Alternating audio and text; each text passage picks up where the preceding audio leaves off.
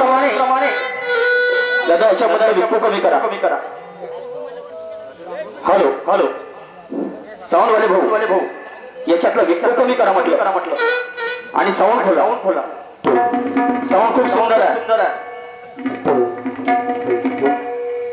दरवर्षीप्रमाणे यावर्षी सुद्धा देवी माता मंदिर बहादुरा जुई वस्ती या ठिकाणी दुय्यम खड्या गमतीचं आयोजन मी तर स्वतःला धन्य समजतो बंधूंनो.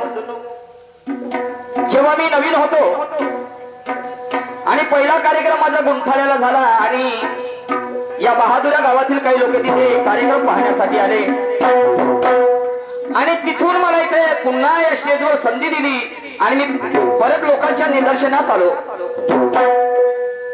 एवढे मोठे उपकार आणि एवढा मोठा प्रेम, एवढा मोठा आशीर्वाद इथल्या ग्रामवासियांच्या माझ्या पाठीशी आहे हे मी शेवटचा श्वास घेईपर्यंत नाकारू शकत नाही. आणि एवढंच नव्हे तर तुम्हाला सांगतो 17 तारखेपासून तर 5 दिवस इथे शिवपुराणाकरिता प्रदीपजी मिश्रा महाराज या ठिकाणी त्यांनी 5 दिवस शिवपुराण सांगितलं. ही बहादुरा वस्ती पावन झाल्यासारखी झाली असं म्हणायला हरकत नाही बंधूंनो. आणि एवढा मोठा कार्यक्रम घडवण्याच्या पाठीमागे सिंहाचं कार्य लागते हो. प्रत्येक गावातील लोक करू शकत नाही. मी आभार मानतो कारण जिंदगी एक ना एक किराए का घर है और एक ना एक दिन सबको जाना पड़ेगा. मौत जब तुझके आवाज देगी तो घर से बाहर निकलना पड़ेगा. धन संपत्ती पैसा महाल मारी तर घेऊन सगळ्यांना जाणे आहे पण मरावे पण कीर्ती रूपाने उरावे असं मन आहे. आणि म्हणून सूरत से बडी किरत होती है हे कार्य इथल्या ग्रामवासियांनी घडवून आणलं त्याबद्दल मी सगळ्यांचे आभार मानतो, अभिनंदन करतो, मानाचा मुजरा करतो. या गावातील सरपंच साहेब, उपसरपंच साहेब, पोलीस पाटील साहेब, सदस्यगण, बाहेरगावून आलेले पाहुणे मंडळी, माझे मित्रमंडळी यांना सुद्धा कोटी कोटी प्रणाम करतो. आणि शाहीर बनण्यासाठी ज्यांचे ज्यांचे हातभार लागले आदरणीय माझे गुरु पुरुषोत्तमजी खांडेकर यांना सुद्धा मी मानाचा मुद्रा करतो. थोडक्यात पार्टीचा परिचय देतो. राष्ट्रीय आझाद तिरंगा निशान खडीगंमत शाखा पार्टी पोस्ट तहसील पुणे जिल्हा नागपूर. शाहीर निशान Sukhdeve, सहशाहीर Sonu Borkar, dholak master Mayur Masram, clerk master आहेत खंडारे साहेब, नक्कलकार आहेत अरुणजी खडसे, गायक आहेत मनोज सुखदेव आणि डान्सर आहेत सैलू आणि सोनू अशी मुलाबाळाची पार्टी आहे. बंधूंनो दुय्यमचा सामना आहे. कार्यक्रम गोल करणं तुमच्या हातात आहे. आणि म्हणून सांगू इच्छितो एक विषय, मला खूप काही शायरीचा अभ्यास नाही, नॉलेज नाही, मी वाचत नाही, परंतु लहानपणापासून छंद असल्यामुळे कुठेतरी या कलेच्या माध्यमातून महापुरुषांची विचारधारा या जनसमुदायापर्यंत पोहोचावी आणि प्रबोधनातून मनोरंजन घडून यावं हा उद्देश ठेवून शायरीची धुरा खांद्यावरती घेतलेली आहे. बंधूंनो परंतु मनुष्य हा चुकीचा पुतळा आहे. चुकण्या माणसाचा स्वभाव आहे, धर्म नाही. जीवनात जो मनुष्य कधी चुकत नाही त्याला आम्ही मनुष्य म्हणत नाही तर त्याला आम्ही महामानव म्हणत असतो.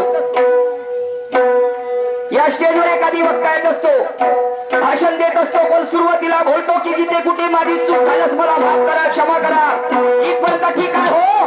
पण मनुष्याचा जर विचार करायला गेलो तर पृथ्वीच्या पाठीवर मनुष्यासारखा बुद्धिमानपणे नाही. आम्ही चुका करत गेलो, तुम्ही आम्हाला क्षमा करत गेले तर मला नाही वाटत आमच्यामध्ये काही सुधारणा घडून येईल. आणि म्हणून अपेक्षा करतो तुमच्या सहकार्याची. आणि सरासरात वास करणारी गुरुदेव शक्ती, निसर्ग शक्ती, कारुण्याची मूर्ती, जगद्गुरु तुकोबाराया, अखिल विश्वाला करुणा मैत्रीचे संदेश देणारे आणि मार्ग जात आहे, मोक्ष जात आहे असं मत मांडणारे महाकारुणिक तथागत भगवान गौतम बुद्ध जीवनात कधी चुकला नाही, कधी कोणाच्या पुढे झुकला नाही, वारे केला वैरात मात्र नेम त्याचा चुकला नाही असं दांड व्यक्तिमत्व परमपूज्य बोधिसत्व डॉक्टर बाबासाहेब आंबेडकर. उगीच भरले चमत्कार पूजापाठाचे डोंगर, जीवनाचा नसेल सार ते काय कामी, शब्द बाण जाय वाचकाचे हृदय भेदून आणि जैसी मूर्ती बने टाकी लागून तैसा वाचने बोध होत असे संत तुकडोजी महाराज. ऐसी जगा होती की कोई ना बोले उठ, और ऐसी बात कही है कि कोई ना बोले झूठ, मधुर वचन गवाकर हम मने कटुक वचन चलाए तीर, और दो शब्द मिथे जीवन का सार कह गए दास कबीर। साम्राज्यशाहीला तडा देऊन लोकशाहीची चाहूल लावून देणारे आणि परस्त्रीला दर्जा प्राप्त करून देणारे वीर छत्रपती शिवाजी राजे, शिक्षणाचे पुरस्कर्ते, अग्रदूत, क्रांतीसूर्य महात्मा ज्योतिबा फुले, पहिल्या शिक्षकाने खऱ्या अर्थाने विद्येची देविता मातोश्री सावित्रीबाई फुले, दगडाचा देव देत नाही घेत नाही, नवसाले पोर कुणाले होत नाही, मात्र आमच्या मागे लागलेली बिमारी काही जात नाही असं सांगणारे चालतं बोलतं विद्यापीठ संत गाडगे बाबा,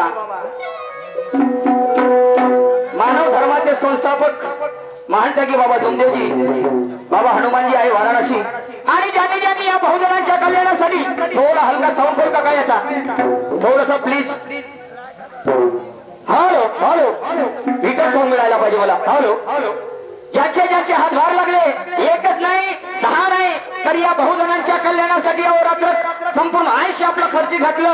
109 महापुरुष आहेत, त्या 109 महापुरुषांना मी मान सन्मानाचा मुद्रा करतो, कोटी कोटी प्रणाम करतो आणि कार्यक्रमाला सुरुवात करतो. धन्यवाद धन्यवाद धन्यवाद.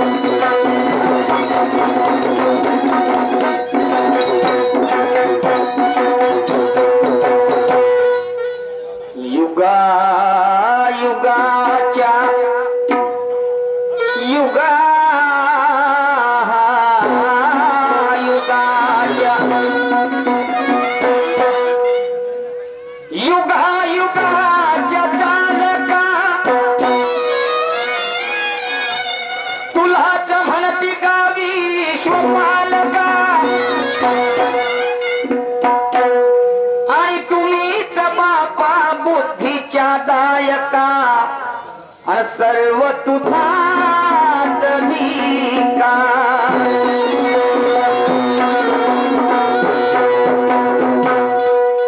तुझ्याच पासून झाल्या त्या 4ही खाणी,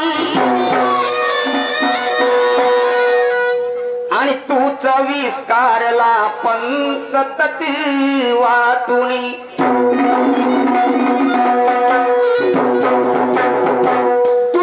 पासून झाल्या त्या 4ही खाणी, तूच विस्तार लागा पंचतत्वातुनी, आणि तुलाच पूजती ऋषी आणि मुनी, आणि सर्व तुझाच अधिकार.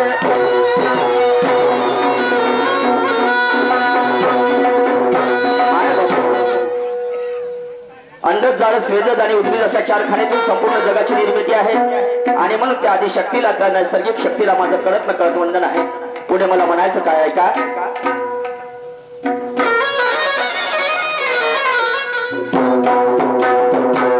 तुझे वंदुगा माझे आई बाप, आणि माझे आदर्श स्थान. तुझे वंदुगा माझे आई बाप,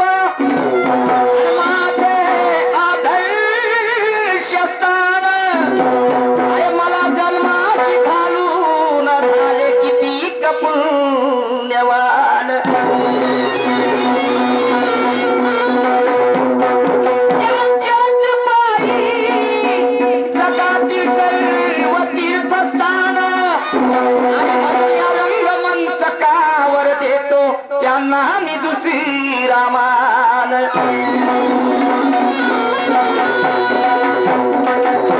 मी नाही म्हणत हो, तुकोबा राय म्हणतात सारा जग फिरून अर्थ नाही रे, आणि आई वडिलासारखं तिथे नाही, आणि जे जे सत्य झाले ते म्हणतात, परंतु वास्तविकता भारतीय संस्कृती जगाच्या पाठीवर थोड आहे. पण इथे आम्हाला पाहायला मिळते जन्म देणाऱ्या बापाला छळकेला जाऊन मंदिर उघड पडते. आम्ही खरे दैव सोडले, खऱ्या देवाच्या पायाचं सोडावर दोन घासल्याला अन्न देऊ शकत नाही, अन्न सोडा उलट त्याच्यावर लाता. आणि म्हणून जन्म देणाऱ्या बापाला छळकेला जाऊन मंदिर उघड पडते, आणि बायकोची भार खाय देशी दारूच्या दुकानात जाऊन सडते. आले देवड्यावर, तो मालधनी धुऱ्यावर, आणि तो मोमताजी कानं माऱ्यावर अशी रीत आहे भाऊ जगाची वाऱ्यावर. समजलं की नाही? आमच्या मायबापापेक्षा पुत्र श्रेष्ठ पुत्र या भारतामध्ये. आम्ही आमच्या मायबापाला कधी एखाद्या मायबापाला लखवा मारू द्या आणि मग त्याची अवस्था पहा तुम्ही. पण 50,000चा कुत्रा घेते त्याने 13 लाखाच्या गाडीमध्ये बसवते, पायथ्याच्या 4 वाजता उठते, त्याच्या ढुंगणाच्या मागे मागे जसा सिक्युरिटी गार्ड लागला, आणि आमच्या मायबापाच्या मागे कधी घुमतानी पाहिलो आम्ही. अरे अरे म्हणून किसी ने मजे लुटाया होगा शहरों में, अरे किसी ने खुशियां पाई होगी गाँव में. अपने महबूबा के बाहों में, हमने तो जन्नत देखी अपने माँ बाप के पाँव में. शायरी समाज प्रबोधनाचं माध्यम आहे, आणि म्हणून पुढे कदाचित माझ्या आईवडिलांनी मला जन्मात घातलं असतं बंधूंनो, हे गाव पाहायला मिळालं नसतं, या स्टेजवर उभं होणी बसलेलं असतो, ते मंडळींना काही सांगू शकलो नसतो. माझे प्रथम गुरु माझे आई वडील आहेत, आणि म्हणून शायरीची वाटचाल करत असताना मी माझ्या गुरूंना पहिला मान देतोय. का पुढे काय म्हणतो?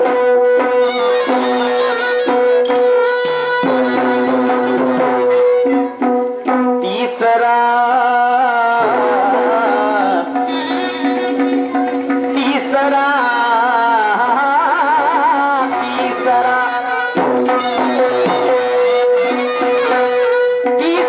ऋणी मी त्या शहीदांचा, अरे ज्याने दिवस दाखविला मासवा तंत्राचा, अरे पाश तोडून बाप पार तंत्र्याचा मोकळे करविले.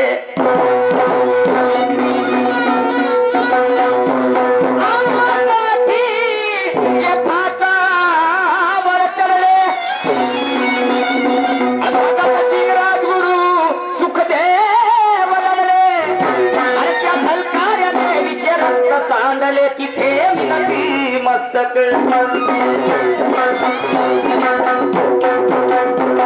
शाहू छत्रपती फुले कबीर, आणि थोर समाज सुधारक याच धरतीवर. शाहू छत्रपती फुले कबीर,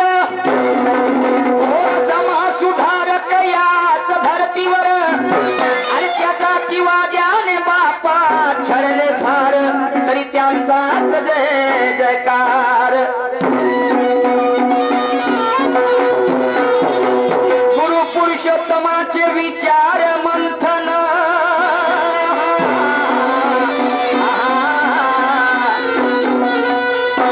गुरु पुरुषोत्तमाचे विचार मंथन, करी तयाचे चिंतन, लाभले मज स्वावलंबीपण, नेड तिरंग्याचा माझ्या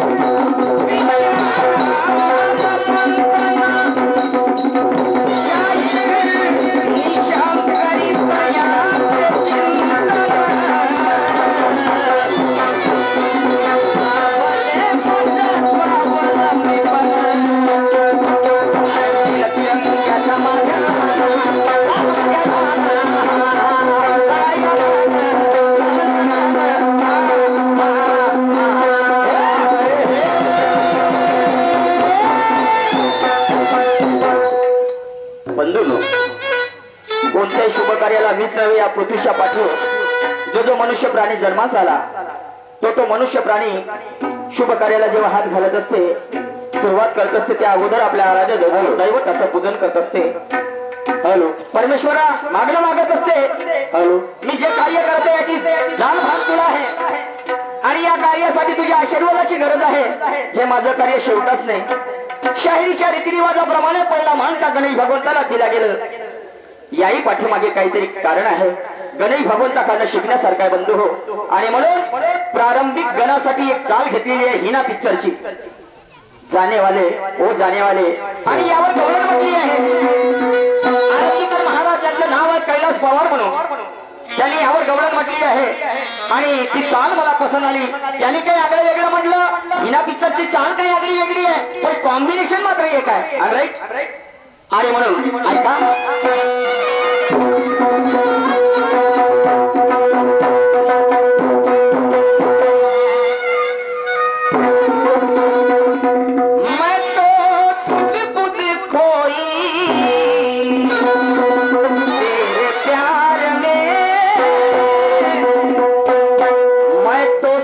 कुछ भूल गया तेरी संसार ज्योति जला दे प्रीत लगा दे अरे चरणों में ले ले मुरली वाले ओ मुरली वाले मुरली वाले ओ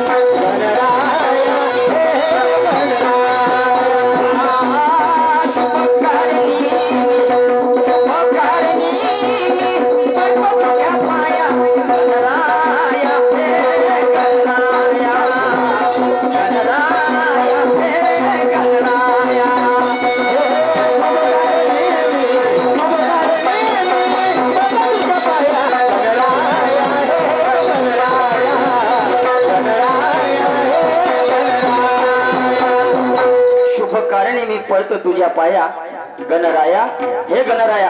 असं का म्हणतो कारण चोरे देवाच्या पाया पडते बरोबर आहे आणि शेवळे देवाच्या पाया पडते. मग देवाला दोन्ही गोष्टी पाहिजे. चोरही पाहायचंय चोराकडे लक्ष ठेवायचे आणि इकडे पुण्यवान माणसाकडे सुद्धा लक्ष ठेवायचे नाही काय.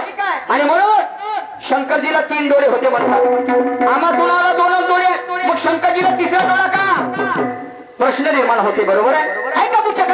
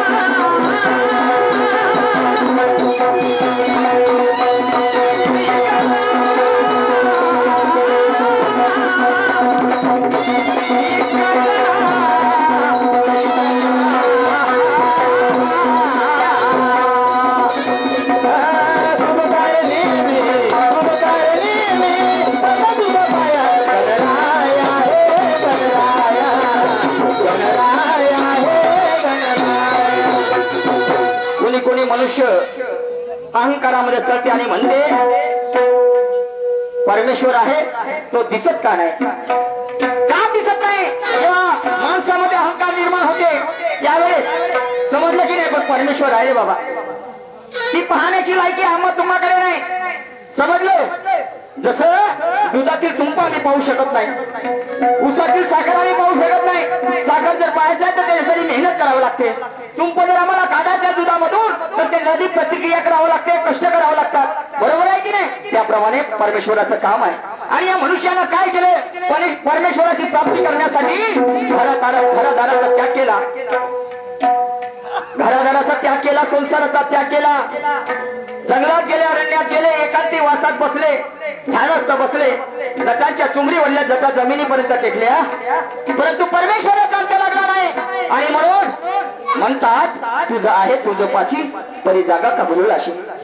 आधी मन घ्यावे हाती आणि तोच गणराज गणपती. बंधूनो, सगळे अभ्यासक वाचक लोक आहेत, खूप काही सांगण्यासारखी गरज नाही. आणि म्हणून ऐका पुढच्या खंडामध्ये काय म्हणतो ते.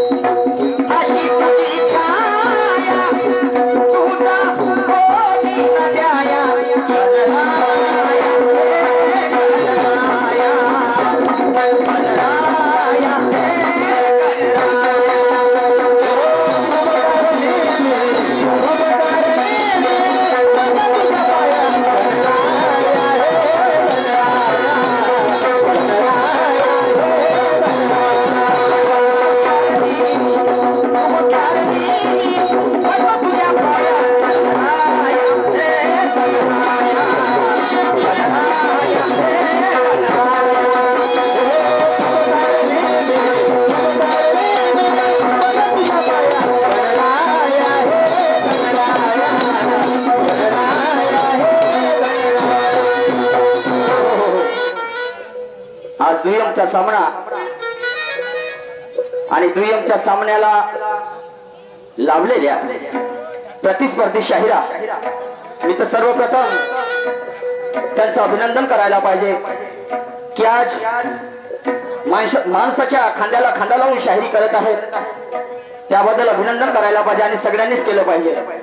आणि 3 वर्षाच्या नंतर 3-4 वर्षाच्या नंतर आज त्यांचं दर्शन झालं असं म्हणायला हरकत नाही.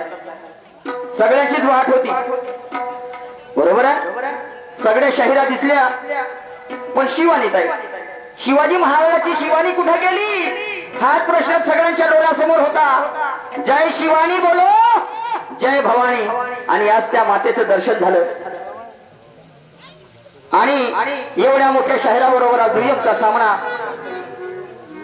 म्हणतात नाही कहा राजा भोजोर कहा गंगोतेरी. माझ्या अगोदरची त्याची शायरी आहे. माझ्या गुरु बरोबर कितीतरी सामने झाले तेव्हा मी माझ्या गुरुच्या पार्टीमध्ये कार्यरत होतो. आणि पहिल्या नावाच्या भानकरी शिवानी ताईने एका प्रश्नाची विचारणा केली. एका प्रश्नाची विचारणा केली आणि प्रश्न अतिशय सुंदर विचारला, ज्यातून काहीतरी बोध घेण्यासारखा आहे. आणि म्हणतात बसलेल्या लोकांचा कल असते, समज असते की शाहीर लोक हे अभ्यासू असतात, विद्वान असतात, यांना शास्त्र पुराणाची माहिती असते आणि कुठेतरी डावपेचावर गंमत यावी या दृष्टिकोनातून एक शाहीर दुसऱ्या शाहीरवर प्रश्न रूपाने डाव करत असते. पहिला राऊंड त्यांचा असल्यामुळे त्यांनी प्रश्न केलं आणि त्यांचं समाधान करणं माझं कर्तव्य आहे. प्रश्न त्यांचा असा म्हणते की या ठिकाणी सुद्धा देवीचं मंदिर आहे आणि या भारतामध्ये देवीचे मंदिर अनेक ठिकाणी आहेत, परंतु देवी कोणत्या देवीच्या हातात तलवार आहे, कोणत्या देवीच्या हातात भाला आहे, बरोबर आहे, वगैरे वगैरे शस्त्र आहेत आणि आहेत, हे रियालिटी आहे. तर असं म्हणतात की देवीने राक्षसाचा वध केला असं नाही सांगायचं. म्हणतात का स्त्रियांवर अत्याचार होत होता आणि म्हणून ते पाहावा गेलं नाही देवी मातेला आणि म्हणून त्या राक्षसांचा वध करण्यात आला असं सांगायचं नाही, असं मॅडमजीचं म्हणणं आहे. मॅडम तसं कशाला सांगू, नाही सांगणार तसं. आणि म्हणून तर म्हणतात राक्षसाचा वध केला याच्या पाठीमागे कारण काय, बरोबर आहे. आणि ते राक्षस किती होते, त्याची संख्या किती होती, तर कारण विचारलं मॅडमजी. संत महात्मे म्हणतात जगी जे जे उत्तम ते ते स्वीकारावे प्रथम आणि ते ते जाती धर्माने मग पाडू नये.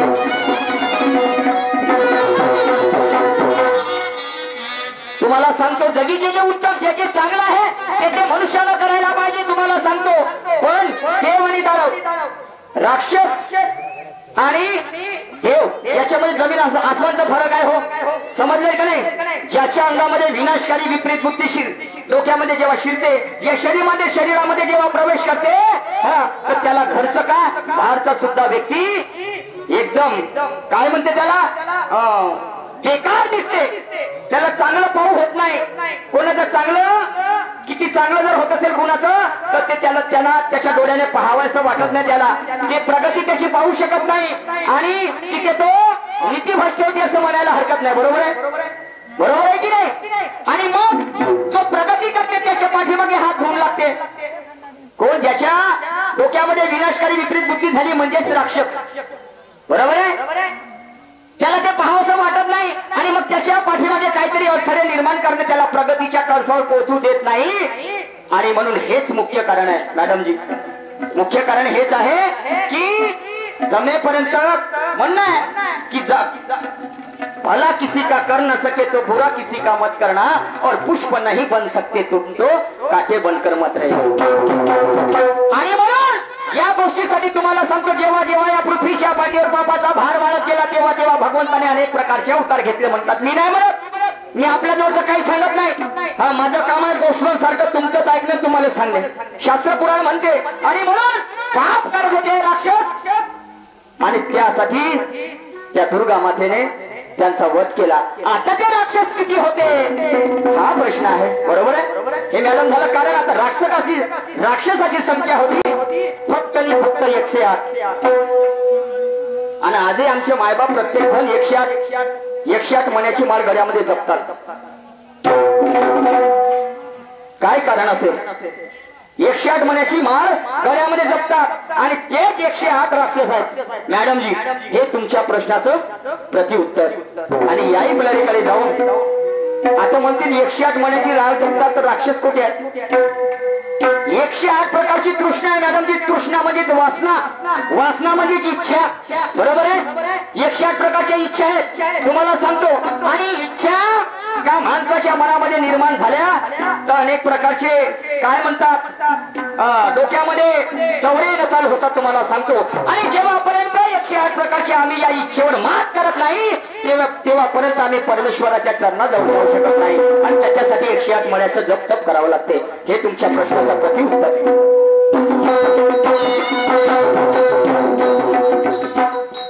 आता माझा प्रश्न काय म्हणते? जन्म आहे तर मरण आहे, बरोबर आहे? आणि मरण म्हटलं की दुःख. जो जो मनुष्य प्राणी जन्मास आला त्याला मरण आहे. गरिबी आहे तिथे दुःख आहे, श्रीमंती आहे तिथे दुःख आहे, कारण तो समाधानी नाही. एखाद्या आईच्या वडिला उदरातून लग्न जन्मास आला तिथे दुःख आहे, आंधळाला तिथे दुःख आहे. हेच जरी लागली आम्हाला रस्त्याने चालताना तरी आई या शब्द तोंडातून निघते आमच्या मध्येच आम्हाला वेदना होतात. बरोबर आहे? प्रकृती जर बिघडली तरी आम्हाला दुःख होते. तहानेने जर व्याकुळ झाला आम्हाला वेळेवर जर पाणी मिळालं नाही तरी बंधूंना दुःख होते. अन्न जर मिळालं नाही तरी दुःख होते. एखाद्याने कोणी आम्हाला वाईट शब्दात बोललं तरी दुःख होते. बरोबर आहे? म्हणण्याचं तात्पर्य म्हणजे दुःख जर पाहायला गेलो तर सुखा एवढे असे म्हणतात आणि सुख जर पाहायला गेलो मिळवायला गेलो तर सुईच्या टोका एवढे.